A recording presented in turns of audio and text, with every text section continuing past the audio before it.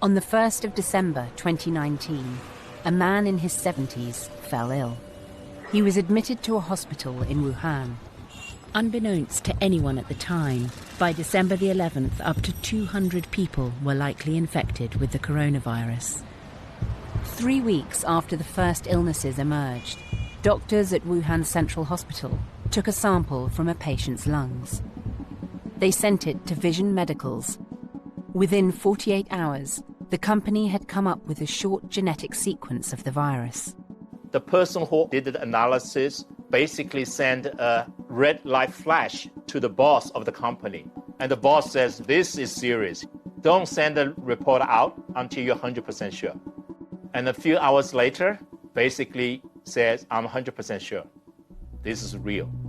So the sequence of a pathogen is really important because that is what allows people to figure out how quickly the pathogen is spreading and to be able to create tests for health authorities in other countries to start detecting this virus. Wuhan's 11 million people were still going about their lives as normal, spreading the virus around the city and to the rest of China.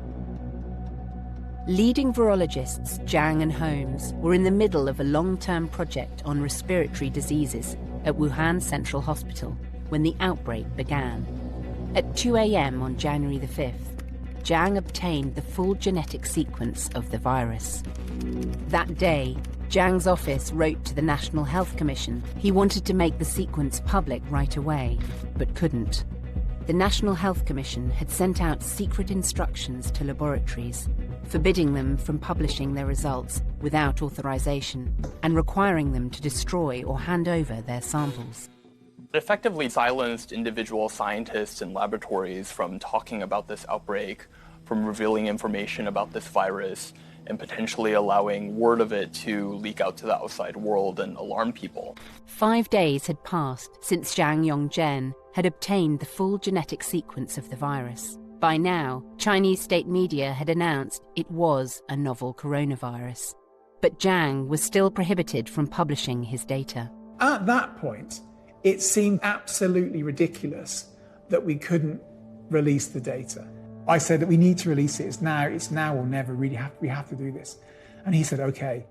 So he sends me this email with a file of the sequence in. My hands were I remember I was sort of shaking as I was pressing the button. So then we posted it on Virological, and I put a tweet out saying, here's the first genome sequence. I just felt the weight of pressure just to get this out there. The release of the sequence forced Beijing's hand. The next day, state scientists released the 5 sequences they had obtained several days earlier. The international community was now able to act. On the 13th of January, German scientists published a toolkit for a test, so other countries could check for cases. By allowing the sequence to be published, Zhang had defied an official government order. The next day, his lab was temporarily suspended for rectification. In the official Chinese narrative of the fight against COVID, Zhang's name does not appear.